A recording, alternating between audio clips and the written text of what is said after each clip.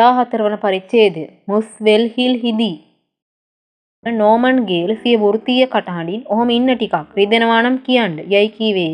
ඔහුගේ පළපුරුදු අතින් විදුලි දත් විදීමේ උපකරණය හැසිරෙමිනි. දැන් හරි නේද? ඇයි මිස් රෝස්? රෝස් මෙනවිය වහාම ඔහු අතර රෝගීන්ගේ හමුවීමේ ලේඛනයක් දුන්නාය. නෝමන් ගේල් දත පිරවීම අවසන් කළේය. කෝ බලන්න අනිත් ඒවා පුරවන්න ඔයා ඉන්නේ ලබනගහරුවාද නේද? ඔහුගේ රෝගියා අපහසුයෙන් මුඛය විවෘත කර කරුණ පැහැදිලි කරන්නට පටන් ගත්තාය. ඇය දිගු ගමනක් යාමට නියමිතය. මීළඟ හමුවීම සියල්ල අවලංගු කිරීමට සිදුව ඇත.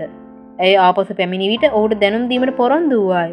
ඇය කලබලයෙන් පිට වී ගියාය. මද ගේල් කීවේ අද දවසටම ඔච්චරයි. හිගින්ස් ආර්යාව ටෙලිෆෝන් කරලා කිව්වා ඊළඟ සතියේ එන්න වෙන්නේ නැහැ කියලා. එයා වෙන දවසක් දාගත්තෙත් නැහැ. කර්නල් බ්ලන්ට් අඟහරුවාදා එන්න විදියක් නැහැ කියලා. රෝස් මෙනවී කීවාය. නෝමන් ගේල් හිස ඉහළ පහළ වැනුවේ. ඔහුගේ මුහුණ මැලවිනි. සෑම දිනකම තත්ත්වය මෙලෙසය. රෝගීන් දුරකථනයෙන් කතා කර හමුවීම් අවලංගු කරති. ගමනක් යනවා පිටරට යනවා හෙම්බිරිසව හැදිලා එන්න වෙන්නේ ආදි වශයෙන් සියලුම වර්ගයේ නිදහසට කාරණා ගෙන හැර පාති. ඔවුන් කුමන හේතුවක් දැක්වුවද සැබෑ හේතුව නෝමන් ගේල් හට ප්‍රත්‍යක්ෂ ලෙස අවබෝධ වූයේ අවසාන රෝගියා වෙතට දත් විදීමේ උපකරණය රැගෙන පහත් වීමේදීය. ඇය තුල ශනික තිගැස්මක් ඇතිවිය. ඔහු කාන්තාවගේ සිතුවිලි කඩදාසියක වුවද සටහන් කළ හැක. අපොයි දෙයියනේ අර ගෑණි මරලා දාපු ප්ලේන් එකේ මේ මිනිහත් හිටියා නේද? අනේ මන්දා. මිනිස්සු මොලේ නරක් වුණාම තේරුමක් නැතිව මිනිහ මරනවා කියලා මං අහලා තියෙනවා. මෙතනට එන එක පරිස්සම් ඇති වැඩක් නෙමෙයි. මේ මිනිහා පිස්සෙක් වෙන්න බැරිත් නෑ. ඔය පිස්සෝ අනික් සාමාන්‍ය මිනිස්සුයෝ වගේමලු. නිකන් ඉන්න වෙලාවට මට මේ එකාගේ S2ත් අමුතුවට පේන්නේ. ඊළඟ සතියේ බොහොම විවේකීව ඉන්න පුළුවන් වගේ මිස් රෝස් කේල් කීවේ. ඔව් හුඟ දෙනෙක් එන්නේ නෑ කියලා කිව්වා. කමක් නෑ. පොඩි විවේකයක් ගන්න එක හොඳයි ඩොක්ටර්ටත්. පහුගිය ගිම්හාන කාලෙදී ගොඩක් මහන්සි වුණානේ. ඉස්සරහට මට මහන්සි වෙලා වැඩ කරන්න වෙයි කියලා හිතන්න බෑ වගේ නේද? රෝස් මෙනවිය පිළිතුරු නොදුන්නාය. දුරකථනයේ නාද වීම නිසා ඇය ගැලවුණි. එමතුම ලබා ගැනීම සඳහා ඇය කාමරයෙන් පිටතට ගියාය. නෝමන් තදින් කල්පනා කරමින් තම උපකරණ අස්පස් කළේය. දැන් බලමු මගේ තත්ත්වය මොකක්ද කියලා. හිත රවට්ටගෙන වැඩක් නැහැ. මේ මිනිමරුම නිසා මගේ වෘත්තීය ජීවිතේ නැති වෙන්නයි යන්නේ. පුදුම වැඩේ කියන්නේ ඒ හේතුවම ජේන්ට හොඳට හිටියා. මිනිස්සු එයාව බලන්නම විතරක් එතන ගොඩ වෙනවා. දැනුයි කල්පනා වුණේ ඒක තමයි මට වෙච්ච වැරද්ද. මගේ ලෙඩ්ඩුන්ට මගේ දිහා කොහොමටත් බලන්නම වෙනවා. ඒගොල්ලන්ට ඒක අල්ලන්නේ නැහැ. දත් දොස්තර කෙනෙක්ගේ පුටුවේ වාඩි වුණාම ලෙඩාට මුකුත් කරගන්න බෑ. දත් දොස්තර වියර වැටුනොත් එහෙම මිනිමරුමක් කියන්නේ මොනතරම් අමුතු දෙයක්ද? මොනතරම් අමුතු බලපෑම් හැම කෙනාටම එල්ල වෙනවද? දත් දොස්තර කෙනෙක් විදිහට මට වැරදිලා ඉවරයි. පොලිසිය හෝ බියුටි ගෑණිව අත්අඩංගුවට ගත්තොත් මොනවා වෙයිද? මගේ ලෙඩ්ඩු ආපහු මල් ළඟටම එයිද? හරියටම කියන්න බෑ. සමහර විට ඒවි. මොන කෙහෙන් මලක්ද? මට ඕවයින් වැඩක් නෑ. එහෙම කිව්වාට මට මගේ වෘත්තීය වැදගත් වෙනවා. ජේන් නිසා. ජේන් හරිම ලස්සනයි. මට එයාව ඕනේ. ඒත් මට එයාව මගේ ළඟට ගන්න බෑ තවම. සික් විතරක්. ඔහු මද සිනාවක් පෑවේය. මට හිතෙනවා ඔක්කොම හරියයි කියලා. එයා මට කැමතියි. එයා මං වෙනුවෙන් ඉවසයි. නොදකින් විතරක්. මම කැනඩාවට යන්න ඕනේ. ඔව්. ඒක තමයි කරන්න තියෙන්නේ. එහෙ ගිහින් සල්ලි හම්බ කරනවා. ඔහු තමාට මැසෙන් ලෙස සිනාසුනේය. රෝස් මෙනවිය නැවත කාමරයට ආවාය. ඒ කතා කළේ ලෝරි නෝනා. එයා කිව්වා තූත්තු කුඩියන්න තියනවා කියලා. නෝමන් වාක්‍ය අවසන් කළේය. හපුටු මීයෝ. ඔයා වෙන තැනක රස්සාවක් හොයාගන්න බැලුවොත් හොඳයි මිස් රෝස්. මේක දැන් ගිලෙන්න යන නැවක් වගේ. අනේ ගේල් මහත්තයා මම ඔයාව දාලා යන්නේ නෑ. හොඳ ළමයා. කොහොමටවත් ඔයා මීයෙක් නෙමෙයිනේ. ඒත් මම හොඳට හිතලා බලලා කතා කරන්නේ. මේ අවුල ඉක්මනටම විසඳුනේ නැත්තම් මං ඉවරයි. අවුල කොහොම හරි විසඳන්න ඕනේ. රෝස් මෙනවිය තදින් කීවාය. මං හිතන්නේ පොලිසිය අන්තිම සවුත්තුයි. ඒගොල්ලෝ මහන්සි වෙන්නේ නෑ. නෝමන් හඬනගා සිනාසුනි. මං හිතන්නේ ඒගොල්ලෝ මහන්සි වෙන තරම් හොඳටම ඇති. කවුරු හරි මොනවා හරි කරන්න ඕනේ. ඒක හරි. මමත් කල්පනා කළා අඩු ගානේ මංවත් මොනවා හරි කරන්න ඕනේ කියලා. ඒත් මොනවද කරන්න ඕනේද කියලා මට තේරෙන්නේ නෑ. ඕ ගේල් මහත්තයා මමත් උදව්වට එන්නම්. මම මේ කෙල්ලට වීරයෙක් බව හැබෑව. නෝමන් ගේල් කල්පනා කළේය. එයා මට ඕනේ දෙයකට උදව්වට ආවට මගේ හිතේ තියෙන්නේ වෙන සහකාරියක් ගැන. එදින රාත්‍රියේ ඔහු ජේන් සමග ආහාර ගැනීමට ගියේය. ඔහු සාමාන්‍ය ලෙස හැසිරීමට උත්සාහ කළත් ජේන් රැවටීමට නොහැකි විය. ඔහුට යම් යම් දේ අමතක වන බවත් වරින් වර ඔරවාගෙන කල්පනා කරන බවත් ඇයට පෙනුනි. මන් ලෙඩ්ඩු වෙනව අඩු වෙලාද? අවසානයේ ඇය සුවාය. ඔහු ඉක්මනින් ඈතට බලා ඉවත බලාගත්තේය. මේකයි හොඳටම හොඳයි කියන්න බෑ. අවුරුද්දේ මේ කාලෙට කොහොමත් ඔය වගේ තමයි. බොරු කියන්න එපා. ජේන් කීවාය. ජේන් මම ඇත්තමයි කියන්නේ. ඔයාගේ මූණ බැලුවම මට කියන්න පුළුවන්. ඔයා හොඳටම හිතේ කරදරෙන් ඉන්නේ කියලා. මම හිත කරදර කරගෙන නෑ. මට කේන්ති.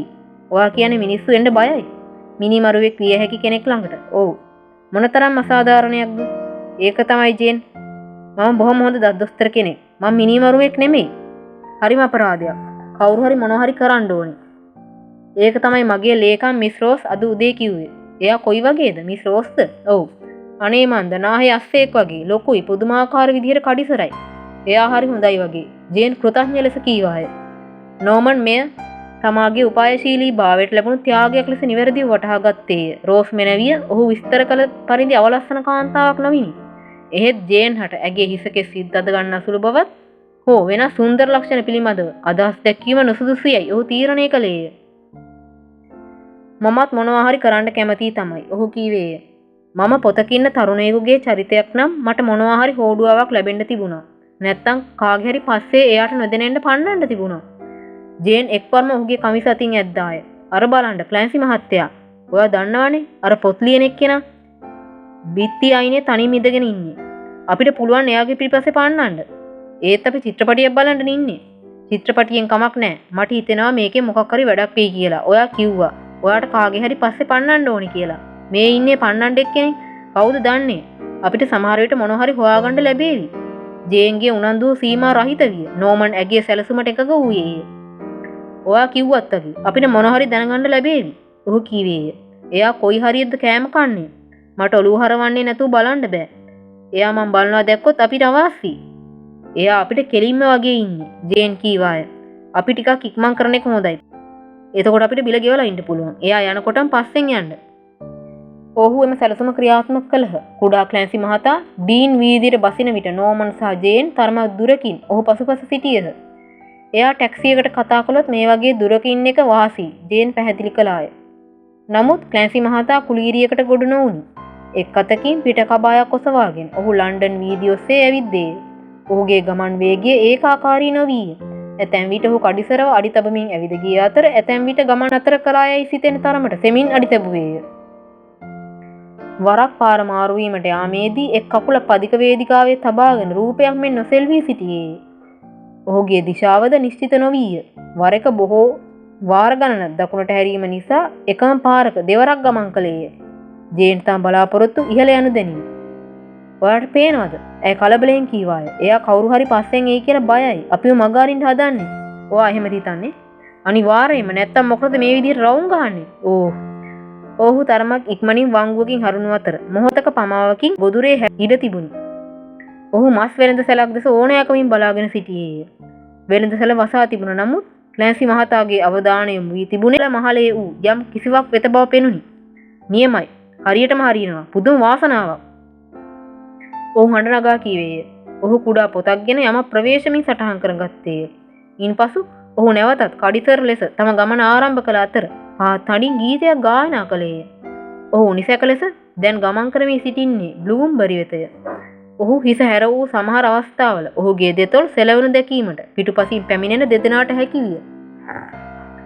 මොකක් හරි වෙලා තියෙනවා. ජේන් කීවාය. එයාගේ හිත හොඳටම කලබල වෙලා. එයා තනියම කතා කරනවා. ඒත් එයාට ඒක තේරෙන්නේ නැහැ. ඔහු පාර මාරු වීම සඳහා විදුලි සංඥා අසල නතර වූ විට නෝමන් සහ ජේන් ඔහු අසලටම කිට්ටු කළහ. එය සැබෑවකි. ක්ලැන්සි මහතා තමාටම කතා කරයි. ඔහුගේ මුහුණ සුදුමෙලි වී ඇදී ගොස් තිබුණි. නෝමන් සහ ජේන් ඔහු මුමුණන වචන කිහිපයක් අහුලා ගත්හ. ඇයි මේ ගෑණි මොකුත් නොකියන්නේ ඇයි? මොකක් හරි හේතුවක් තියෙන්න ඕනේ. සංඥා එළිය කොළ පාට විය. ඔහු විරුද්ධ පැත්තේ පදික වේදිකාවට ගමන් කළ විට ක්ලැන්සි මහතා නැවතත් කොඳුරන්නට විය. මට තේරෙනවා. ඇත්ත නේන්න. ඒ ගෑණිගේ කට වහලා දාන්න ඕනේ. ජේන් නෝමන්ගේ අත තදින් කෙනිත්තුවාය. ක්ලැන්සි මහතා මේ වන විට වේගයෙන් ගමන් කරන්න විය. පිට කබාය මග දිගේ ඇදී ඇදී ගියේය. දිගු අඩි තබමින් කුඩා ගත්කරු ගමන් කළ අතර පිටුපසින් පැමිණෙන දෙදෙනා පිළිබඳ තැකීමක් ඔහු තුළ නැති බව පෙනුනි. අවසානයේ ඔහු එක්වරම වාගේ නිවසක් ඉදිරිපිට නතර වී සාක්කුවෙන් යතුරක්ගෙන දොර විවෘත කර නිවස තුළට ගියේය. නෝමන් සහ ජේන් එකිනෙකාගේ මුහුණ බලාගත්හ. මේක එයාගේම ගෙදර. නෝමන් කීවේය. 47 කාඩිනට් චතුරස්‍රය. මේ ලිපිනේ තමයි මරණ පරීක්ෂණයේදී යා දුන්නේ. කමක් නැහැ ජේන් කීවාය. සමහර විට එයා ආපහු එයි කොයි වෙලාවෙ හරි. කොහොමුණත් අපිට යමක් ඇහුණනේ. කාව හරි ගෑනු කෙනෙක් කට වහන්න යනවා. තව කවුරු හරි ගෑනු කෙනෙක් මුකුත් කියන්නේ නැහැ. අපොයි දෙවියනේ මේක නිකන් රහස් පරීක්ෂා කතාවක් වගේ. අඳුර තුලින් හඩක් මතුවිය. සුබ සැන්දෑවක්. යමකු ප්‍රකාශ කළේය. සුබ පැතූ තැනැත්තා ඉදිරියට පැමිණියේය. දැවැන්ත උඩු රැවුල ලාම්පු එළියට දිස්සිය. යාළුවනේ හර්කියුලස් පයිරට් කීවේය. කවුරු හරි පස්සෙන් පන්නන්න කියාපු හැන්දෑව නැද්ද මං කියන්නේ?